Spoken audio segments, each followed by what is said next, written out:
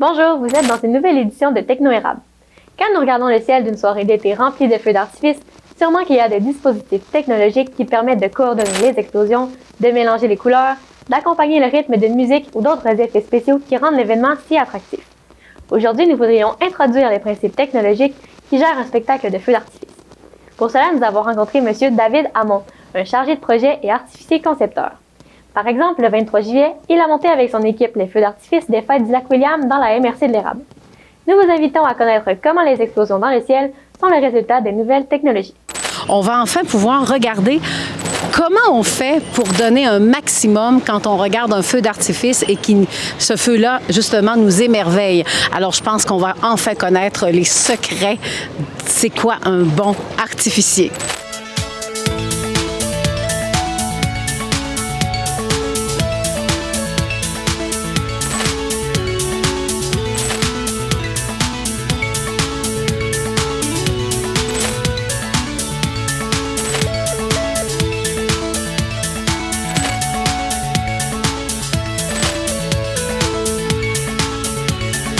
Eh bien, on reçoit nul autre que M. David Hamon, qui est né à Nantes, mais qui habite depuis quelques années quand même le Québec. Bonjour, M. David. Bonjour. Alors, David, j'aimerais ça qu'on parle un peu de l'historique, parce que vous êtes vraiment un artificier, Oui, qu'on dit? c'est ça, tout à fait, oui, artificier. Bon, et, mais on parle de pyrotechnie, mais vous avez quand même un historique, là. Vous êtes très connu dans le milieu aussi, hein? Oui, la société est très connue au Québec, ça c'est sûr, et puis même internationalement, parce que ça fait plus de 55 ans maintenant qu'elle existe. Elle a été créée, fondée par Jean-Pierre Roy, puis c'est son fils et son associé qui l'ont repris maintenant depuis une petite dizaine d'années. Donc voilà, et puis ils ont créé tout un groupe parce que d'autres sociétés l'ont rejoint maintenant à travers tout le Québec pour continuer à faire l'expansion de la société. Et puis nommez-la, la société, c'est le groupe Royal Pyrotechnie. Et puis là, ce soir, c'est plus particulièrement FAE, Feu d'artifice de l'Estrie, qui est représenté et qui tirera le spectacle de la fête du Lac-William. Oui, mais j'ai une question. Qu'est-ce qui vous a attiré à faire ce métier? Parce que on ne doit pas penser à ça tous les jours. Moi, je veux devenir artificier. Là, j'ai même pas pensé à ça. Non, il y a de plus en plus de vocations, de gens qui nous appellent, qui souhaitent le faire et tout. Mais je dirais, moi, ça s'entend, je suis pas né au Québec, ça c'est sûr, mais j'ai toujours fait ça toute ma vie. Alors, pourquoi? Parce que c'est une histoire de famille comme dans beaucoup d'histoires en Europe en tout cas, puis au Québec aussi. Mais mon grand-père travaillait déjà dans les feux d'artifice quand j'étais tout petit. Mon père a pris la suite et moi j'ai continué. Et après, est-ce que ma fille en fera? Si on l'écoute, il y a des chances, mais elle a encore quelques années à attendre.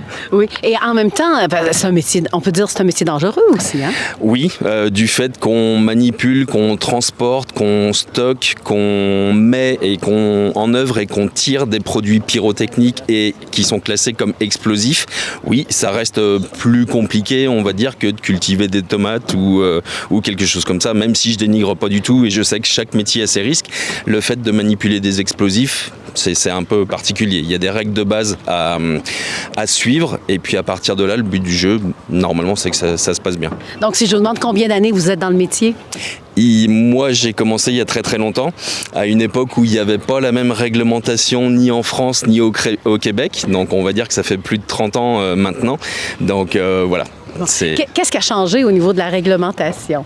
Énormément de choses. Puis je dirais la réglementation évolue en permanence. Puis c'est ça qui est bien pour la sécurité aussi bien des spectateurs que des biens, que des artificiers, des techniciens et tout, puisque on est quand même, comme on le disait, sur un métier à risque, mais à risque dans plusieurs domaines. Donc c'est à risque sur la route quand on va transporter les produits pour venir jusqu'au feu d'artifice, à risque dans le stockage parce qu'on ne peut pas stocker ça n'importe où, dans la cave d'une maison ou quelque chose comme ça se fait pas.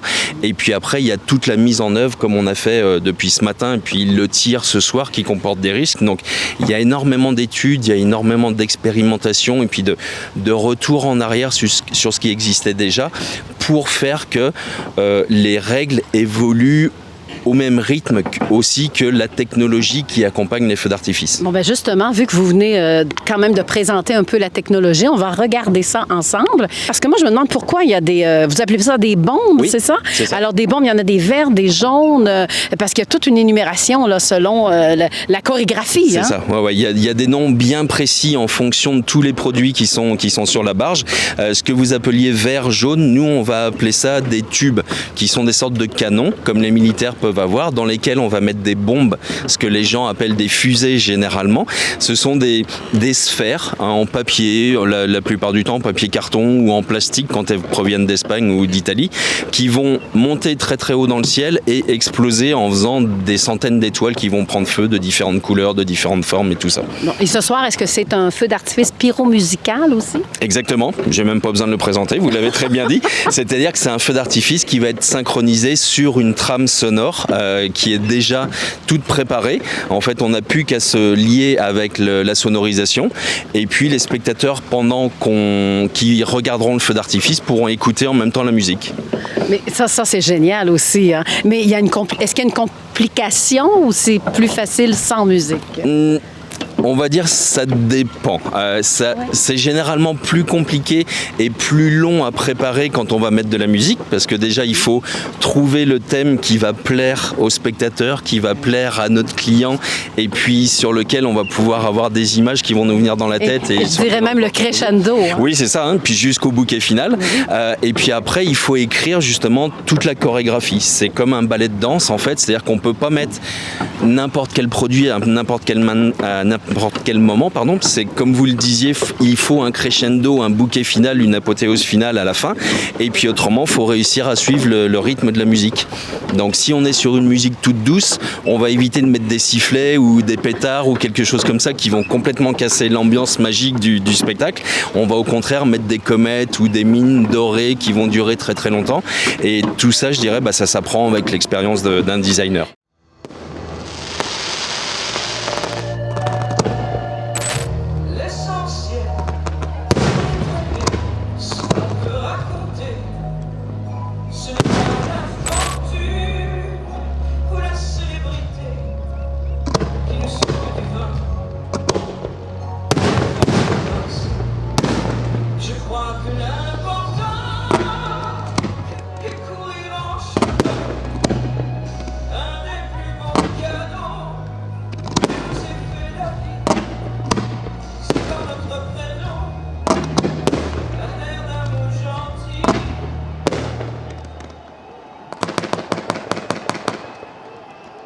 Jamais oublier que jouer au hockey, c'est pas un travail.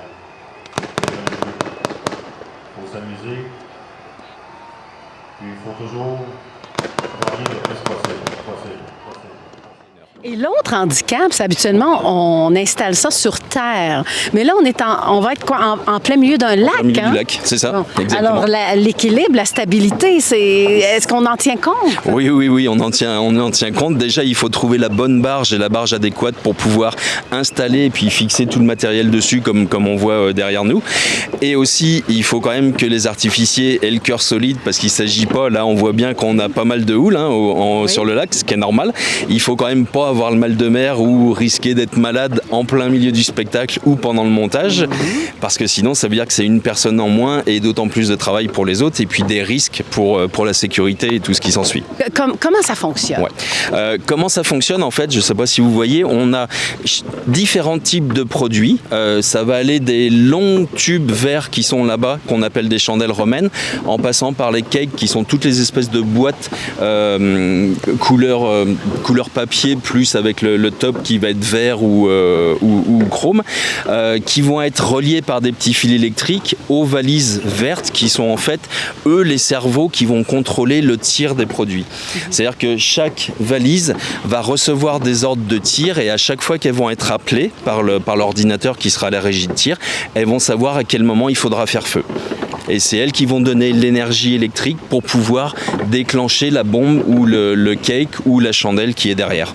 Oui. Et le fait à l'effet explosif, il y a de la vague? Non, je ne sais pas. Oui, mais ça gêne moins, je dirais, parce qu'on a aussi des zones de sécurité qui sont là pour protéger les spectateurs tout autour, et puis tout le matériel qu'il peut y avoir, bateau, parasol, etc., etc. Mais la houle, je dirais, oui, ça risque de dévier un petit peu le tir de effets, mais pas suffisamment pour que ça cause un danger. Faut pas oublier qu'on a aussi des règles de sécurité par rapport à la météo. Notre plus gros ennemi, ça va pas forcément être la houle ou la pluie, contrairement à ce que les gens peuvent penser, ça va être le vent, généralement, parce qu'un vent peut énormément déporter les étoiles ou les retombées ou des choses comme ça, et dans ce cas-là, on est obligé d'augmenter les distances de sécurité des produits, ou même, si on a des vents extrêmement forts, c'est-à-dire généralement c'est au-dessus des 40 km/h, d'annuler complètement le spectacle et de le reporter, ou de le décaler dans la soirée si on sait qu'il va y avoir une éclaircie un petit peu plus tard. Mais généralement, notre principal ennemi, c'est le vent. Voilà, et comme ce soir, exemple, je pense que ce sera une excellente soirée. C'est ça. Ce soir, normalement, pour l'instant, tout s'annonce parfait. Donc, mais c'est là où les artificiers sont un peu contradictoires, c'est-à-dire que si on a trop de vent, on va pas être content, mais si on n'a pas de vent, on sera pas content non plus. Pour la simple et bonne raison, c'est que la fumée va rester en place, et après on va avoir un spectacle de boucanes colorées plus que d'étoiles de toutes les couleurs. Donc il nous en faut quand même un minimum.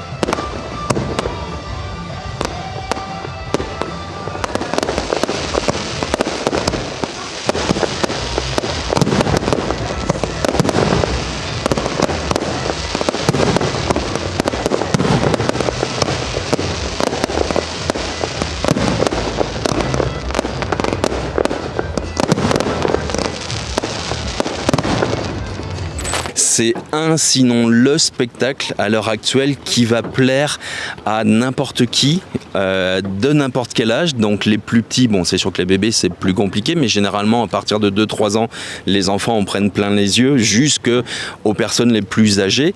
J'ai l'habitude de dire que ça va de 2 à 99 ans. Et puis l'avantage c'est que c'est pas comme un chanteur ou un orchestre philharmonique ou quelque chose comme ça qui va avoir un thème un peu plus précis, et puis on va aimer, on va pas aimer. Les feux d'artifice, généralement, j'ai rarement vu grand monde qui est contre et qui ne veut pas en regarder.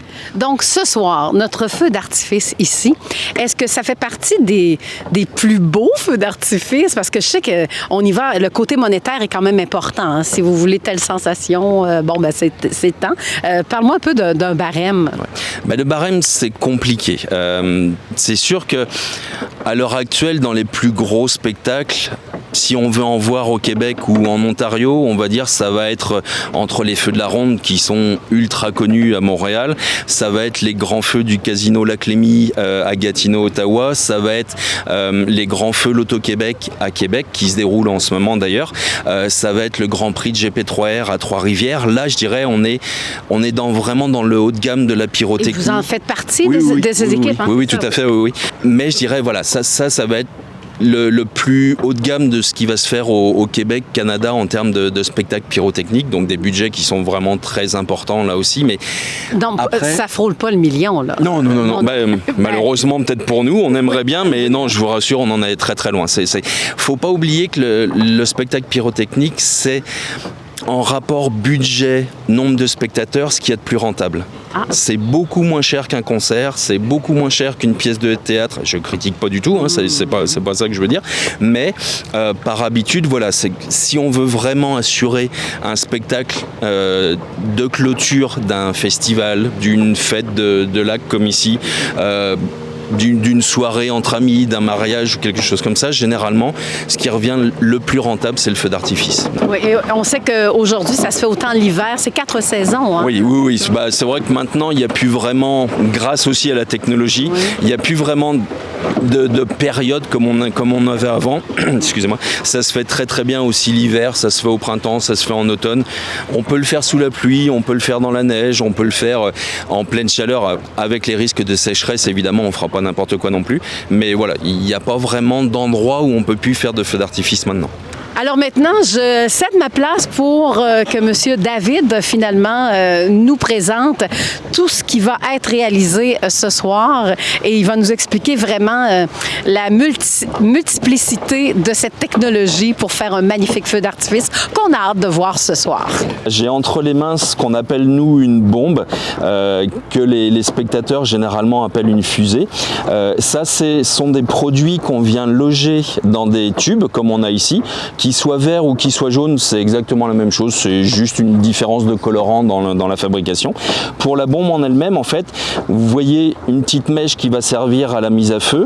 Après, vous avez une partie circulaire à peu près dans cette zone-là et une partie plus conique en dessous qui, elle, contient tout ce qui est poudre noire qui va servir de chasse en fait à produire des gaz qui vont être comprimés dans le tube et qui vont servir à éjecter la partie ronde qui, elle, va monter à peu près, ça c'est une bombe de 3 pouces, donc à peu près à 75 mètres de haut, 80, entre 240 et 300 pieds d'altitude. L'effet qui va être généré après quand la bombe va exploser, ici on aura une bombe qu'on appelle Green Peony avec Coconut Core, c'est-à-dire qu'elle va faire des étoiles vertes avec comme un palmier argent au centre. Pour celle-là.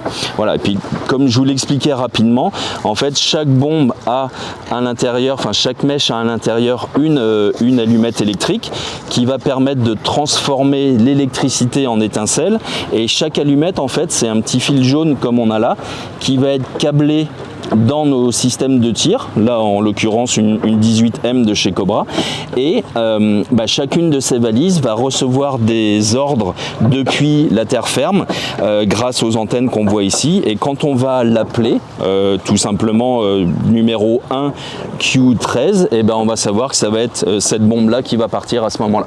Ce qu'on a derrière moi, ce sont vraiment les effets les plus aériens qu'on va avoir et aussi les plus gros. C'est-à-dire qu'on va avoir des bombes de calibre 3 pouces jusqu'à 4 pouces pour les plus grosses qui sont derrière. Et ici, en fait, plus on part sur les côtés, plus on va avoir des effets qui vont être soit en libre vente pour la population, c'est-à-dire qu'on appelle ça des artifices pour les particuliers, qu'on peut trouver dans les dépanneurs ou autres, pour ces deux-là par exemple, ou du professionnel comme on a là un petit peu plus loin tout autour de moi. Ça, c'est ce qu'on appelle des cakes ou des gâteaux. Contrairement au rack que j'ai derrière moi où les bombes sont tirées unitaires, celle-là à l'intérieur on va avoir entre 20 et 100 tirs pour les plus grosses là-bas de différents calibres. Donc là ça va être du 20 mm et puis les plus gros tubes noirs ou le cake qui est à côté là vont aller du 45 jusqu'au 30 mm à peu près. La différence c'est que on a une seule allumette pour allumer un effet qui va durer entre 20 et 30 secondes, là où les gros calibres derrière moi ne vont en durer que 2 ou 3. Donc c'est ça aussi qui permet de faire des scénarios puis de concevoir un spectacle en musique, c'est d'avoir et d'utiliser des produits de différentes durées, de différents types de répétitions d'effets pour habiller et puis peindre dans le ciel, tout simplement.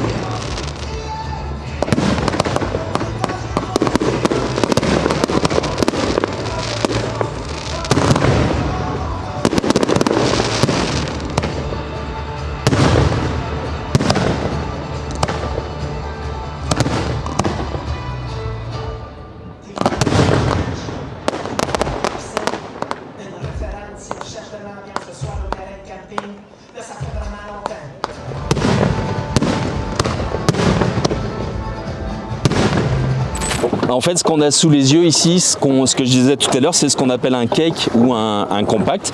Vous avez à l'intérieur plein de petits tubes qui sont collés les uns ensemble pour donner cette forme de cube qu'on va avoir. Et chaque tube aura un effet à l'intérieur. Donc c'est un petit peu comme un lotissement où vous avez plein de maisons les unes à côté des autres où les gens habitent. Et à l'inverse, les grands tubes verts qu'on a sur ma droite là-bas sont ce qu'on appelle des chandelles romaines. Ce sont des effets où, comme dans un immeuble, les gens, donc les effets qui sont à l'intérieur, sont les uns au-dessus des autres. C'est comme un immeuble d'appartement si vous voulez, puis à chaque fois il y en a un qui part. Donc c'est la principale différence. Il faut aussi savoir que les cakes généralement sont fabriqués en Asie et plus particulièrement en Chine, et la quasi-totalité des chandelles romaines comme on a à ma droite, elles sont fabriquées en Europe, en Espagne ou au Portugal ou en Italie. Alors c'est pas tout, on veut absolument savoir les secrets au niveau de la régie. Comment ça se passe? Alors nous voilà donc arrivés à la régie où et d'où vont être commandées toutes les différentes petites valises orange qu'on a vues sur la barge. En fait, pour ce soir, ça va être assez simple. On a juste ce qu'on appelle une télécommande comme celle-là, sur laquelle on va venir connecter l'antenne, tout simplement. Hop. Le programme a déjà été préenregistré dans nos bureaux. Le programme a été vérifié et est déjà installé au moment de la conception en fait, du spectacle. Et puis ce soir, on aura juste, après avoir mis l'antenne, après avoir mis sur on les différentes valises de réception qui sont sur la barge, prendre la clé que j'ai dans la main, l'insérer dans la serrure. Hop. Je dirais ça, pour un spectacle comme aujourd'hui, il faut une bonne journée dans nos studios pour créer tout ça. Après, une fois que le spectacle est créé, il faut aller chercher tous les produits dans les entrepôts, il faut tous les préparer, il faut les mettre dans des boîtes, il faut faire tous les papiers de transport. C'est pour ça que je vous disais, c'est énormément de travail à l'avance et c'est pas uniquement un spectacle à monter le jour même. Donc, et puis je parle pas de la conception de toute la bande sonore et de tout ce qu'il faut d'autorisation auprès des services incendie et autres, les NOTAM pour les avions et tout et tout. Pour en revenir à la régie de tir, je dirais celle-là va servir de plusieurs façons possibles. Soit on va utiliser, comme je disais, comme c'est le cas ce soir, le programme de tir, c'est-à-dire qu'on aura juste à appuyer sur Arm et sur Auto Fire pour lancer le spectacle qui va se faire tout seul. Soit on peut aussi venir pour des feux, j'irais plutôt autour de la Saint-Jean quand on a énormément de demandes mais qu'il n'y a pas beaucoup de feux en musique parce que forcément c'est plus compliqué à mettre en œuvre et puis on n'a pas tout le matériel nécessaire.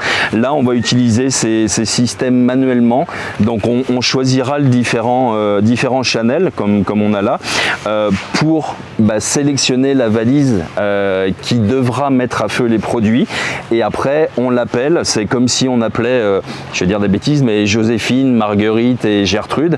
Marguerite va tirer elle au départ parce qu'on va l'appeler en premier, Gertrude va tirer en seconde et puis Joséphine en troisième. Voilà, c'est un exemple parce que généralement c'est 01, 02, 03 mais c'est moins drôle. Donc voilà, c'est comme ça que ça fonctionne et à chaque fois qu'on appuie sur le bouton Auto Fire, et la petite allumette, le fil jaune que je vous ai montré tout à l'heure, lui va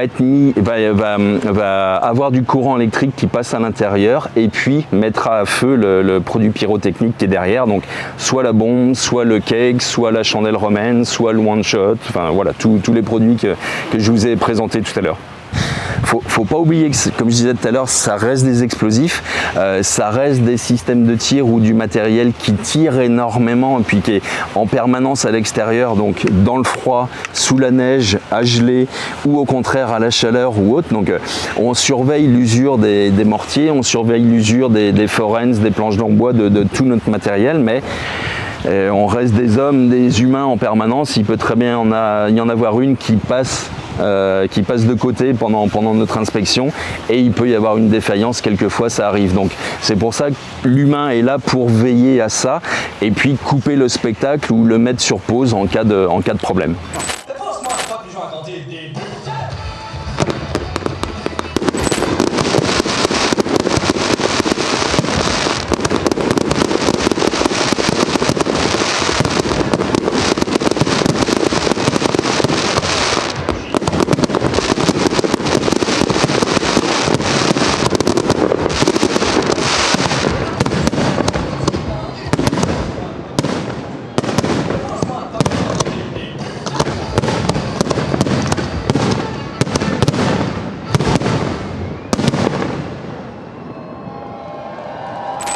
voilà, nous venons de visionner ce merveilleux feu d'artifice.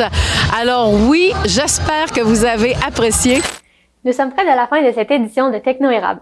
Vous avez entendu David Hamon, un spécialiste de feux d'artifice de l'Estrie. La génération d'un programme informatique, les types de bombes, les couleurs, les fils qui activent les dispositifs, les équipements sans fil, la régie qui coordonne les explosions. Un monde d'électronique qui de nos jours s'active avec une clé dans un dispositif contrôleur et après un long processus créatif. C'est la fin de notre émission d'aujourd'hui. À la prochaine!